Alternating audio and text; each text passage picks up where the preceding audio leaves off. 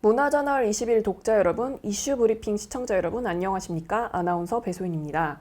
2021년 3월 첫 번째 이슈 브리핑입니다. 광명 시흥신도시 LH 직원 땅 투기 의혹과 관련해 땅 투기를 한 직원이 기존 13명 외에 7명이 추가로 적발됐습니다.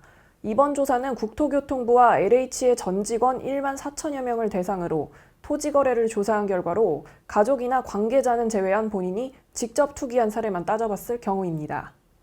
정세균 국무총리는 11일 오후 정부 서울청사에서 이 같은 내용의 정부 합동조사단 조사 결과를 발표했는데요. 발표에 따르면 토지 거래는 주로 광명 시흥지구에 집중됐으며 다른 3기 신도시 지구에도 투기 의심 사례가 있었던 것으로 조사됐습니다. 투기 사례는 앞으로도 지속적으로 나올 전망인데요. 이번 1차 조사 결과는 LH와 국토부 직원 본인만을 대상으로 진행됐기 때문에 추후 가족과 이해관계자까지 조사 범위가 확대된다면 적발 건수는 늘어날 전망입니다. 정부는 국토부와 LH 임직원에 대한 조사에 이어 경기 인천의 기초지방자치단체, 지방공기업 임직원의 토지 거래를 조사한다는 계획입니다. 국토부와 LH 임직원의 배우자와 직계 존비 속에 대해선 특별수사본부가 수사하도록 했습니다. 정 총리는 이날 오늘 조사 결과 발표는 시작일 뿐이라며 향후 모든 의심과 의혹에 대해 이잡듯 샅샅이 뒤져 티끌만한 의혹도 남기지 않겠다고 밝혔습니다. 지난해 서울시 SH가 보유한 공공주택 23만 3천 호 중 절반이 넘는 13만 2천 호가 무늬만 공공주택인 가짜 짝퉁 공공주택이라는 주장이 나왔습니다. 경실련은 우리나라 장기 공공주택 보유 현황 실태를 분석하면서 공공주택을 진짜와 가짜로 구분했는데요. 임차형 매입임대, 행복주택을 가짜로 명시한 반면 진짜는 공공이 장기간 보유하면서 저렴한 임대료로 장기 거주가 가능한 영구, 50년, 국민임대와 장기전세 등을 들었습니다. 경실련 분석 결과 서울시 SH는 가짜 공공주택인 임차형이 장기 안심, 전세 임대를 합쳐 3만 1천 호로 전체의 13%를 차지했습니다. 특히 매입임대 비중이 높았는데요. 9만 5천 호로 전체의 41%를 차지해 가짜와 짝퉁 비중이 절반을 넘는 56%였습니다. 역대 서울시장들의 공공주택 실적을 살펴본 결과 재임 기간 모두 장기 공공주택을 3만 호도 공급하지 못했습니다. 오세훈 시장은 2006년부터 2010년까지 5년간 2만 3천 호, 박원순 시장은 2011년부터 2020년까지 10년간 2만 7천 호 늘렸을 뿐입니다.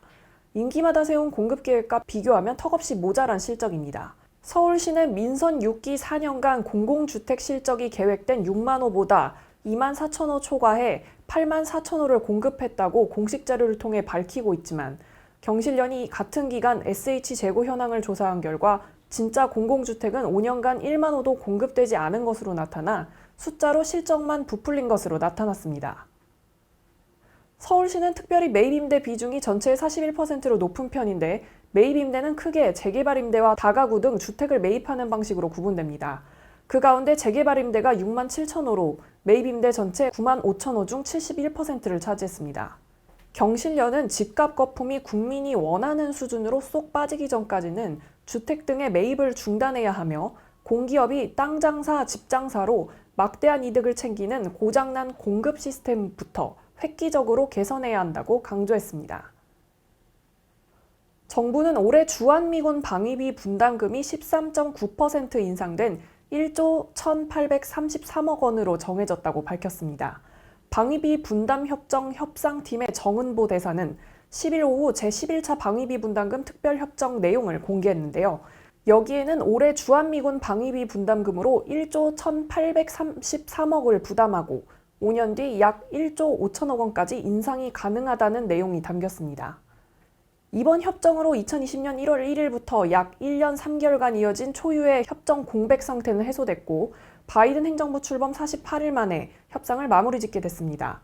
정 대사는 이번 협정을 통해 주한미군의 안정적 주둔과 한국인 근로자의 안정적 고용에 기여하도록 했다며 합리적이고 공평한 방위비 분담 수준을 만들어냈다고 의의를 설명했습니다.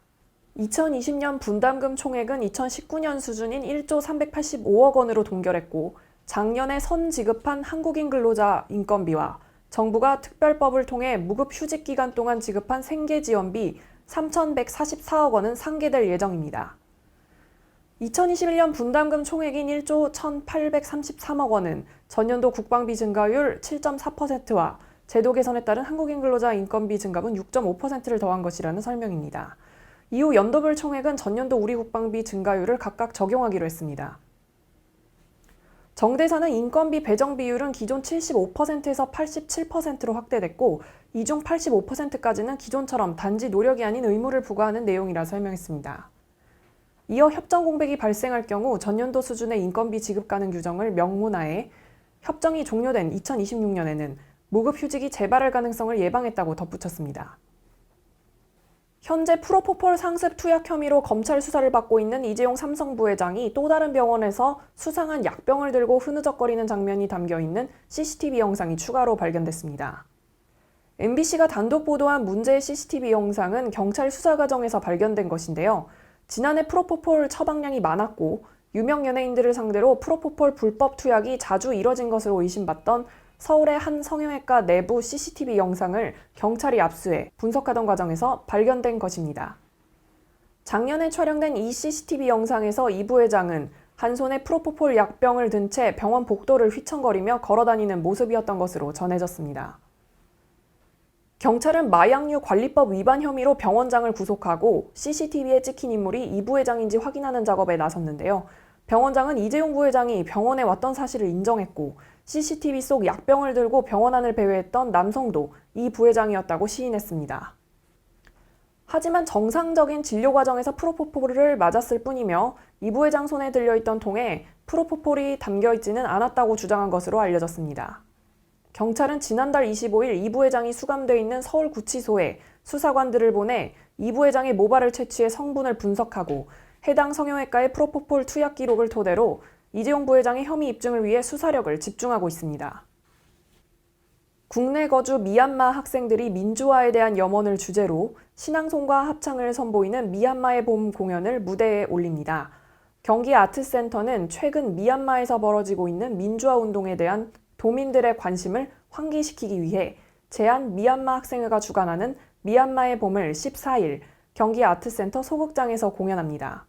국내 거주하는 24,885명의 미얀마인 중 약 45%가량인 1만 3천 명이 경기도에 거주하고 있는 만큼 쿠데타 이후 혼란에 빠진 미얀마에 대한 논의가 경기 지역을 중심으로 활발하게 이루어지고 있는데요. 제한 미얀마 학생 모임은 이번 공연을 통해 현재 미얀마가 처한 상황을 널리 알리기 위해 공연을 준비했습니다. 경기 아트센터는 무고한 사람들이 희생되는 것에 국제적인 공감을 이끌어내고 폭력적인 진압을 규탄함과 동시에 평화가 깃든 민주주의 회복을 바라는 마음을 담아 국내에 있는 미얀마인들에게 희망을 주기 위해 공연 지원에 나섰다고 밝혔습니다. 제한 미얀마 학생 모임 대표 진미는 이번 공연은 미얀마에서 현재 발생하고 있는 군부 쿠데타를 반대하고 민주화를 다시 찾기 위해서 제한 미얀마 학생회가 운영하는 문화제라며 이번 문화제를 통해 한국인들이 미얀마에서 현재 일어나고 있는 민주화 운동에 조금이나마 관심을 갖게 되었으면 한다고 밝혔습니다. 공연 미얀마의 봄은 전석 초대이며 학생회 측 관계자를 비롯해 제한 미얀마 학생 200명이 객석을 메울 예정인데요. 많은 사람들의 편리한 관람을 위해 경기 아트센터 공식 유튜브 채널 깍TV에서 생중계합니다. 미얀마어로 진행되는 공연은 생중계 중 실시간 우리말 번역 자막을 제공할 예정입니다.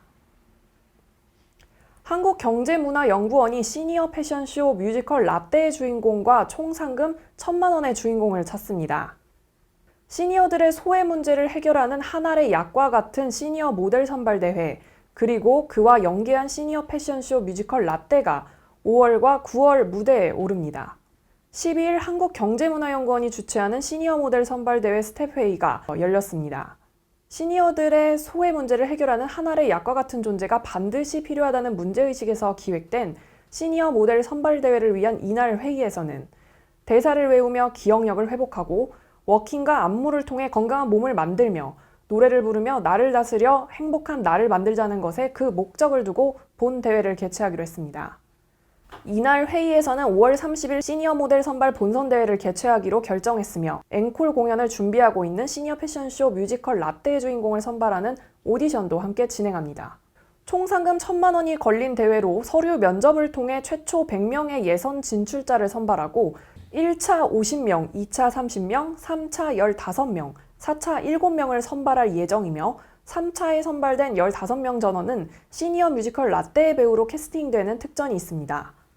최종 선발된 7인 중 진에게는 500만 원의 상금과 뮤지컬 주인공에 캐스팅되게 되며 선에게는 300만 원, 미에게는 100만 원의 상금과 뮤지컬 배우에 캐스팅되는 특전이 주어집니다. 또한 7인 선발자에게 주어지는 인기상과 문화저널 21 홍보대사에게는 문화저널 21 시니어 관련 뉴스의 아나운서 또는 리포터로 활동하게 됩니다.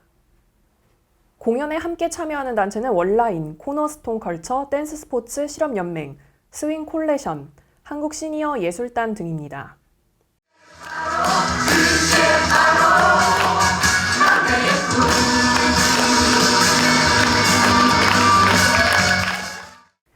시니어 모델 선발대회는 5월 28일부터 30일 열릴 예정이며 뮤지컬 라떼는 9월에 공연될 예정입니다.